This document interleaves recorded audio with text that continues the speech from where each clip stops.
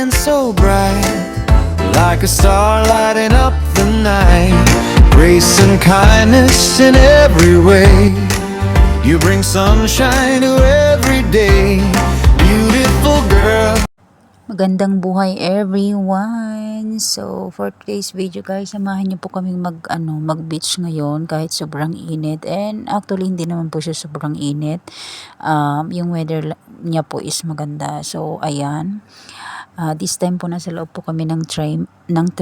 I'm with my tita po, Tita Darlie and Tita Joy. So andyan nagta-travel kami diyan guys. And then after namin ng travel mga 30 minutes, charan, ayan na nagpakita na ang bruha. So pababa kami diyan ng MTR kasi sasakay kami ulit, and then pagsakay namin yan ulit po yung makikita nyo guys na view. So sobrang ganda ng dagat. So abangan niyo po yung yung kagandahan ng dagat na pupuntahan po natin for today's video. Actually, late na rin that time na nagpunta kami dyan. So, after how many years andyan, nakarating na din po kami dyan sa dagat. And, tignan nyo naman yung dagat, parang galit na galit guys, kasi super siya. Super hindi maganda yung kulay, super parang brown, magba-brown na pero okay lang naman kasi maganda naman. So, ayan yung kabuuan ng dagat guys. And as you can see, hindi pa siya masyadong maalon. And then, after naming maglakad-lakad, ayan, nakahanap po kami ng aming uupuan. So, dyan po namin napiling umupo sa may mga bato-bato. And may mga bato-bato, may mga puno-puno. Actually, wala pa pong masyadong tao dyan kasi hindi pa po nagsisidatingan yung iba. So, ayan, habang nakaupo kami dyan is nag-video muna ako. So, ayan. Ang pangit ng ng dagat guys. Pero, yung kasi yung weather is so makulimlim din. So, maganda rin yung maganda rin naman ngayon, magdagat-dagat. So, ayan. So, as you can see, wala pa pong masyadong tao dyan. And then, ayan. So, ayan siya. So, kami pa lang yung nandyan. And although meron pa dun sa may taas, kaso hindi na kami nagpunta sa taas kasi nakakapagod din namang maglakad guys. So, ayan. And then habang habang nagbibideo ang aking tita, kumakain na rin ho kami dyan. And then after namin kumain, of course, nilapitan namin ang dagat. Tinignan namin ang kanyang alon. And then, ayan. Video kami dyan guys. And then, ayan.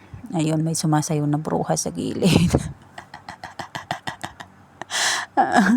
Pasensya na po kasi kung sumasayo na bruha guys. Hindi ko alam na kinukuhan ako ng tita ko dyan. So ayan, yan yung kabuuan ng dagat. Ang ganda. First time kong makapunta sa dagat na ito. And hindi ako nagsisi kahit late na rin kami nakarating dyan. So ayan na siya. Medyo pahapon na dyan guys. So yung alon talaga is parang lumalakas na ho yung alon. So ayan siya. And then, ayan, ang dami na rin nagsiswimming dyan, guys. So, ayan, diba? Super ganda. And, yung dagat na dyan, yung lahat ng dagat dito sa Hong Kong, guys, is libre siya. Hindi kagaya dyan sa Pilipinas na, diba, may mga entrance, and then, hindi ka makakapunta ng dagat, makakapasyal ng dagat, makakahawak ng maalat na tubig ng dagat. Diba, makakalangoy sa dagat. Kasi, lagi namang may entrance dyan sa atin. So, 'di ba? 'Yun lang ang kagandahan po dito sa Hong Kong ngayon, 'di ba? So, ayan. Marami na nagsuswimming dyan pero takot kaming dyan. Nagtampisaw kasi palakas po yung alon. And then, ayan. Mga katabi namin dyan guys is Indonesian. Ayan sila, mga Indonesian friends namin. And then, ayan pa rin. Wala pa rin sawang nagbe-video sa akin ng aking tita dyan. And, ayan, ang ganda. Super ganda ng ng dagat talaga, ang payapa, nakaka-relax din talaga siya kahit na, 'di ba? Kahit na isang araw lang is super nakaka-relax siya. Actually, itong beach na to is super layo din pero enjoy naman guys. So ayan. Ayan, may sumasayaw na namang bruha diyan as you can see.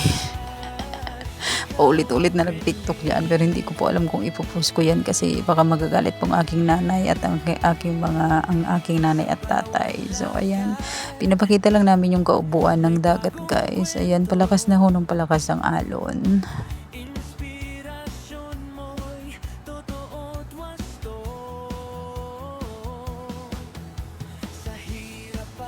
And then after that, syempre hindi mawawala ang aming pictorial. Kasama ko dyan yung ating tita and nag-change outfit tayo guys. Kasi, ayan, nagulat ako sa may alo. Napasigaw ako dyan, Darna, charot. And then nag-change outfit tayo dyan guys kasi sayang naman kung hindi natin maisuot yung ating outfitan, diba? So, ayan, dalawa lang kami ni Tita Georgian. And then, after ng photoshoot namin. And then, ayan, nagkapagpalit na rin kami. And then, nasa taas na rin kami. And nag-aabang na rin kami ng bus, guys, papunta sa MTR station. And then, yan yung aking mga tita. Ayan. Nagpapakyut lang po ang Eya Bob. So, ayan na siya. Ayan. And then, ayan na siya. Ayan yung kabuuan. And then, dun sa banda dun po yung, yung pinanggalingan naming dagat. And then, ayan. Nag-antay pa rin kami dyan ng bus kasi para kami ng para guys. Pero wala talagang nahinto sa amin. And then, after how many years, nakasakay na kami ng bus. And then, ayan na po, pauwi na ho kami dyan. And then, ayan ho yung kabuuan ng aming dinadaanan. And as you can see, ang daming mga puno, mga buildings. And ang basta, napakaganda. So, ayan siya guys. So, ayan lang for today's video guys. Sana nag-enjoy kayo and super iksiman po ng aking mini vlog. Yes, mini vlog na ito and mini vlog na ito pero I know na nag-ano po kayo.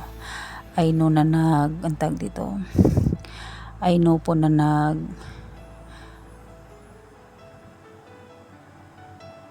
nag-enjoy kayo sa aming sa aming mga ganaps today, sa aking ganap today. So, ayan na siya guys. So, andyan natigil pa rin yung bus na sinasakyan namin.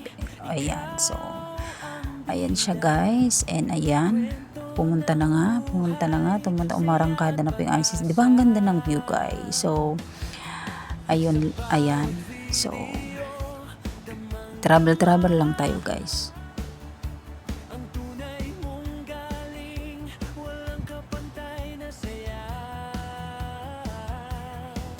Ayan o, nakikita nyo yung building. Ang ganda ng building na yan guys. So, ayan.